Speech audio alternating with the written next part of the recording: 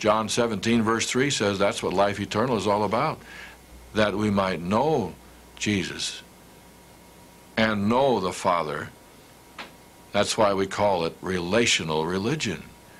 Righteousness by faith comes from relational religion. Well, how do we talk to him? We call it prayer in the Christian life. And how do we listen to him talk to us?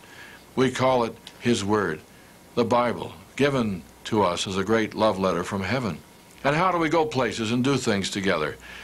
Through Christian service and witness. That's the way it happens. So God has given us these three things, three methods. The same methods by which we have relationship with each other are available so that we can be in him, according to this text, in him. And as we have that relationship with him day by day, we have all the righteousness that heaven has to offer. And we stand before God as though we had never sinned. And not only is his righteousness put to our account, but it becomes part of our lives as we associate with him day by day. Well, someone might say, this trade seems ridiculous for God. If he's going to trade all of his righteousness for all of my sins, what's in it for him? He must be a fool. That's more ridiculous than trading your Cadillac for my ballpoint pen. What is in it for him? Is he a fool? Or is he someone who loves me very much? Reminds me of the old story that came from the slavery days. Back when Abraham Lincoln stood down there at the other end of the Mississippi, he stood there by the auction block one day and he saw the auctioneer and heard him drone on with his mumbo-jumbo selling slaves. There was a slave standing there named Joe, old Joe. He was old, but he was strong. He'd been many a slave for many a master, and he'd seen many hearts broken, and he'd seen separation and tears, and he'd finally had it, and he said under his breath, I won't work. Ever again, I won't work. And he kept saying it louder and louder, and the bidders heard. And one by one they fell off and stopped their bidding, but finally one man bid good money for old Joe, the slave who wouldn't work. He traded, a foolish trade, if you please.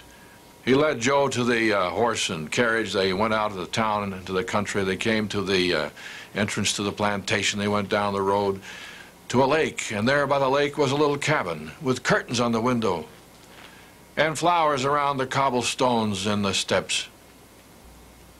And the master said, Joe, this is where you live. And Joe couldn't believe it. He'd never seen a place like this. The sun was just setting, and it was beautiful by the lake.